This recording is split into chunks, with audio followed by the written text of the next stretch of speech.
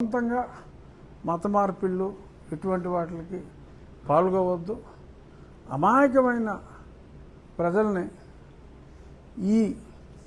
ఈ రకంగా మీరు మతం మారినా కూడా మీకున్న రిజర్వేషన్లు ఏమి పోవరా?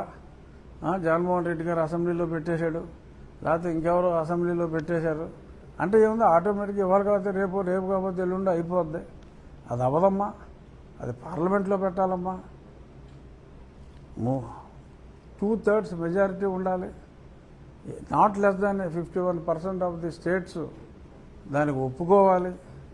ఇదంతా అయ్యేది కాదు. జగన్మోహన్ రెడ్డి ఏమి చేయలేడు. అలాగే ఇప్పుడు ముగించే ముందు మావిగన్ గురించి మాట్లాడకపోతే అది అసంపూర్ణంగా ఉంటుంది. జగన్మోహన్ రెడ్డి గారు అదే పనిగా పదే మావిగన్ వస్తుంది, నేను వస్తాను, మావిగన్ తెస్తాను ఆయన అంటున్నారు.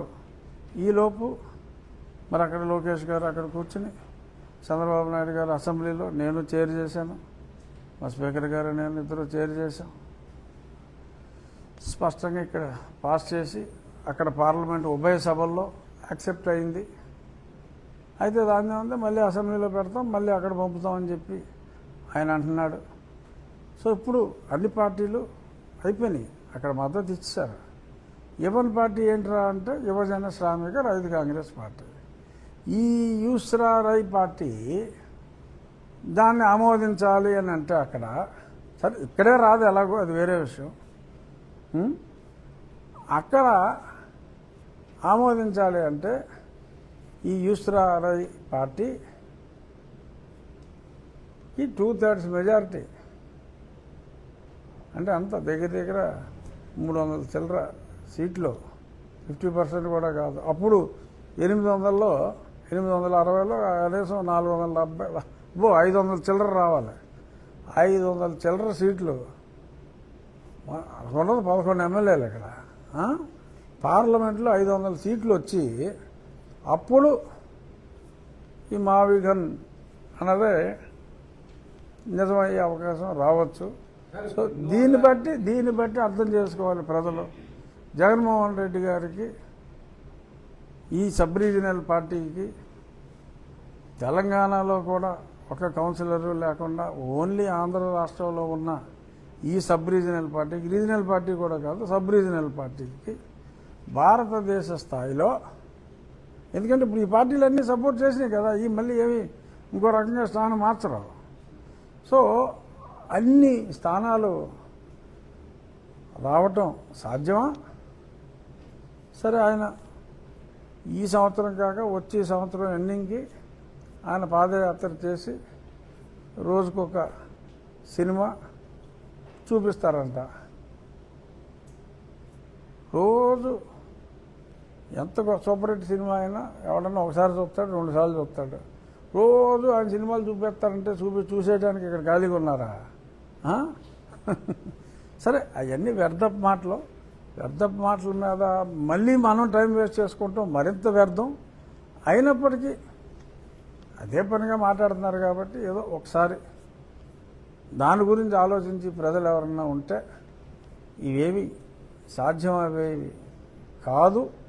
ఎందుకంటే ఆ తీర్మానం మా అసెంబ్లీలో పెట్టాం కనుక ఇది ఒక రకంగా రాజకీయానికి దగ్గరగా ఉన్నప్పటికీ నేను మాట్లాడకూడదు అని అనుకున్నప్పటికీ మా అసెంబ్లీలో ప్రవేశపెట్టిన తీర్మానం కనుక రాజ్యాంగబద్ధంగా అక్కడ పార్లమెంట్ అనుమతి కూడా 2 పార్లమెంట్లో తీసుకున్నారు కనుక కొంత మాట్లాడవలసిన బాధ్యత నా మీద ఉంది కనుక నేను దీని గురించి మాట్లాడాను. నాన్నగారు ఏదో చెప్తున్నారు. రాష్ట్రపతి దీన్ని ఆమోదించిన తర్వాత మళ్ళీ దీన్ని అమెండ్ చేయడానికి అవకాశం ఉంటుంది. యాజ్ ఎ మాజీ పార్లమెంటరీయన్ కదా మీ అనుభవాలు కాదు మళ్ళీ పార్లమెంటులో మళ్ళీ బిల్లు పెడితే రాజ్యాంగాన్ని 107 సార్లు మార్చారు. కానీ ఇక్కడ అది జరగదు. ఎందుకు అంటే ఒప్పుకొని ఒకే ఒక్క పార్టీకి అంత మెజారిటీ వచ్చి వీళ్ళు మూర్ఖంగా మాట్లాడితే అప్పుడు ఏమవుతుందో చూడాలి. సో మీరు జగన్మోహన్ రెడ్డి గారు పార్టీకి రేపు ఆంధ్రప్రదేశ్లో సినిమా చూపెట్టిన తర్వాత మరి అన్ని భాషలు బయట ఊర్లకు వెళ్ళి ఓ హిందీయో బీహారీయో భోజ్పురియో ఇవన్నీ మరి ఆయన మాట్లాడేసి వాళ్ళందరినీ కన్విన్స్ చేసేసి ఇక్కడ బావిగాని పెడతాను, నాకు బీహార్లో ఓటేయండిరా, బెంగాల్లో ఓటేయండిరా, బావిగాని మార్చాలని చెప్పి అడిగితే ఓటేసేది ఎవడో. సో అంచేత ఊహాతీతమైన ఈ ఛాలెంజ్ని అసలు మనం పట్టించుకోవటం అనవసరం. మీ ప్రశ్న అనవసరం, నా సమాధానం కూడా అనవసరం. సార్ ఒకసారి ఆంధ్రజ్యోతి కార్యాలయం మీద దాడి చేస్తున్నారు కదా సార్, రేపు పొద్దున్న రాధాకృష్ణ గారిని కూడా జైలుకి తిప్పుతాను, ప్రతి స్టేషన్కి తిప్పుతాను జగన్మోహన్ రెడ్డిని మాట్లాడటం జరిగింది. దాంట్లో రేపు అంటే రేపా? అధికారంలోకి వచ్చిన అదే ఇప్పుడు దాకా మాట్లాడుకునేది అదే.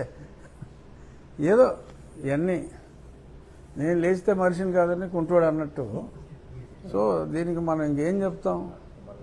సో ఆయనకి అవకాశం రాదు. ఇది ఏదైనా ఉంటే నిరసన తెలియజేసే విధానాలు వేరే ఉంటాయి. ఆయన న్యూస్ పేపర్లో అది లేదు. మాట్లాడిన దాంట్లో ఎవరో మాట్లాడిన దాంట్లో ఒక పదం వచ్చింది. సో ఆ పదం ఎవరో సమర్థనీయం అని అనరు. ఈ రకంగా వెళ్ళిపోవటం, దాడులకు పిలుపులు ఇచ్చేసి మరీ దాడి చేసేయటం అనేది ఇట్స్ రెడిక్యులస్. సో అది వాళ్ళు చెప్పిన తర్వాత కూడా రిలీజ్ అవ్వకుండా ఉండటం మరీ దారుణం. కానీ ఈ విషయంలో ప్రజల్లో అబ్సల్యూట్ క్లారిటీ ఉంది. ఏదో ఎంత రమ్మన్నా సరే ఒక 20 మందో 25 మందో ఏదో ఖాళీగా ఉన్నారు, ఏదో పాయింట్ దొరికిందేమో అన్న ఉద్దేశంలో. ఇప్పుడు నదిలో కొట్టుకుపోయేవాడు ఒక గడ్డి పరకు దొరికినా సరే దానిలో ఒక ఆసరాగా చేసుకుందామని చెప్పి అనుకుంటాడు. ఏమవుతుంది? గడ్డి పరకతో సహా మూలిపోతాడు. సో అంతకుమించి జరిగేది ఏమీ లేదు. సో ఈ విషయంలో నేను ఆల్రెడీ మొన్న ప్రెస్ స్టేట్మెంట్ కూడా ఇవ్వటం జరిగింది. నిరసన తెలియజేయాలి అంటే దానికి వేరియస్ రూట్స్ ఉన్నాయి. ఈ రకంగా దాడులు చేయటం అనేది నిరసనలో ఒక భాగం అని గతంలో కూడా భావించి తెలుగుదేశం పార్టీ ఆఫీసుల మీద కూడా దాడి చేసినందువల్ల వైనాట్ ఆ నెంబరల్లా అది. సో అంచేత ఇప్పటికైనా వారి మార్గం ఆ పంద మార్చుకొని మరి గాంధేయ మార్గంలోకి రావాలి అని చెప్పి కోరుకోవడంలో తప్పులేదు. ఇంకేం లేవు కదా. ధన్యవాదాలు.